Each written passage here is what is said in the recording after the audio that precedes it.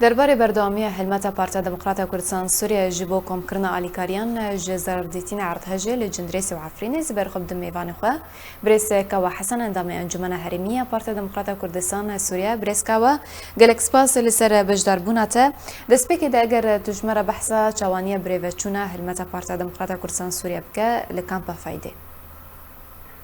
سلام ورز بوتا و همی تماشاگان قناة آركي وريباز براستي اف كامبينا ما الكامبا فايدي ما بريفا بري بناء لسر داخوازيا سركرداتيا بارتيا ما بارتي ديمقراطي كردستاني سوريا الهرما كردستاني ولسر تعليمات ريفا بري برپرسی ما یه رخصتنا دهوک ما مصطفى محمد علي ابراهيم ابو نادر بي بابتي از سرخوشيه المالبات همي شهيدين قربانيين كارثات زلزال العفرين وجنديرسي والباكوري كردستان شي بوي ام بجنا خو جوا قربانيه را طوينن وهر وصا سلامتي جي جبريندار را خوازن افك حمله امبير ابوين الكامبا فايدي براستيجي كامبينا كالكي بريكو بيك بو ودل السيرفي بابتي جي از سباسيا همي خلكي كامبا فايدي تكم او خلكي كورت برور وولات باريز او رولا و دفي بابتي دا براستي ام جرينج دم خيرن نرخينن وكافالين ريكستنا دهوك يا بارتي ديمقراطي كردستاني سوريا جبر آریکاریا و مرا دبی بابتی دا براستیجی آریکاریا که پیروز بو جهه شانازی بو ده کمکرنا آریکاریان جبو و خلکی ما ویرانی هاتی سری و خلکی ما الکمپی براستیجی گلک مرا آریکار بو و آریکاری پیشکش کردن سواء پارا بی او ارزاقا بی او جلوبرگ زاروبکا او یه مزنا بی له بابتی جی از سپاسیا همی دزگهین اداری تکم یه الکمپا فایده و دزگاه خرخوازی بارزانی اواجی او آریکاری مرکر و اواجی دستی برادیج مرد دریش کرن و بوتن برسکاوه تو دمک هاتیه دست نشان کرن دما بداوی هاتنا هلمتا کم کرنا آریکاریان جبو ضرر دیتین عرض هجی؟ طبعا افروج روجا چاری بو ایرو ما بدو ماهی کانی او ارزاق جي محامي كوم كرن وما خسنت كيساده وما همي جي نافي و تومار كرن وهريكي عدد و چندن چه ارزاق بي چه بطاني بن چه جله بچوكا بن وزائدي او باري ما كوم جي كرن ما تسليمي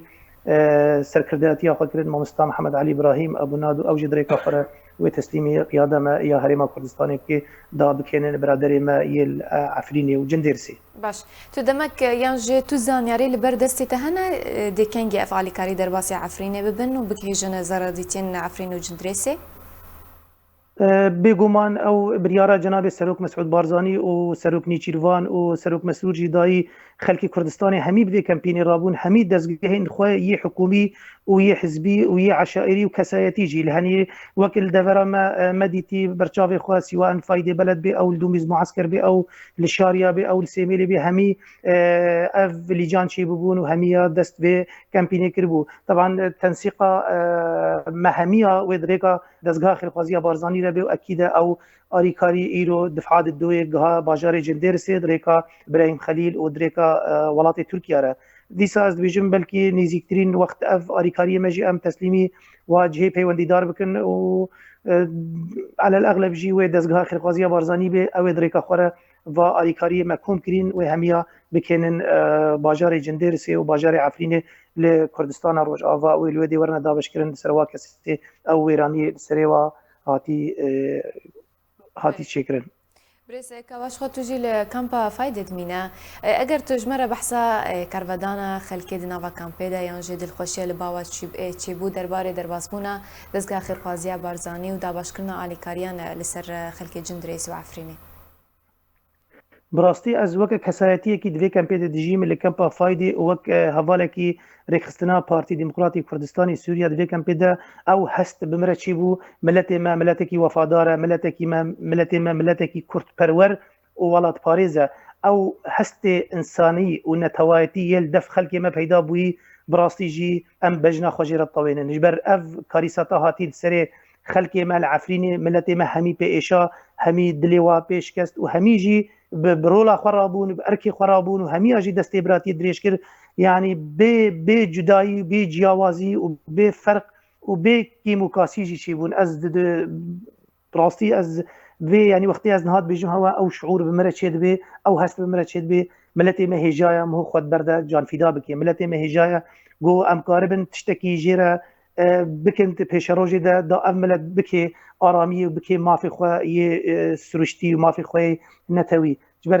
خلک ما همی بعفرین ایشا عفرینا بوکا کردستانیه بوکا کردستان روج آوایه يعني او فرق وجيوازي شي نبو اف خلكي ديركي انا في خلكي قوام اشتويا خلكي حسكي خلكي كوباني همي اخواتي خلكي عفريني همي بفي هلمتي رابون وهمي دستيبراتي واريكاري دريش كرن از بيجن بلكي افتشتا مل برچاوي خوديتي نف خلكي ما كان فايده ده وبميني وك نيشانك وك سنبلك انسانيتيه سنبلك نتوايتيه سنبلك كردواريه لدف خلكي ما يه كرد روج آفا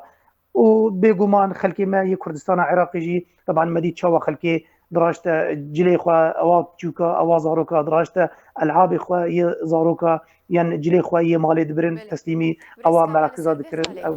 لسر في خالي مجد خواست برسكم لحريم كردستان جان جل هوليري جي ولاتين هوليري بري خدان برجهن بدكسي داكو علي كاريان بيشكش بكن لكان بفايدي جي ولاتين دهوكي بري خدان برجه داكو علي كاريان بيشكش بكن أزي وك نمونة اشترى بينم خشكا دلال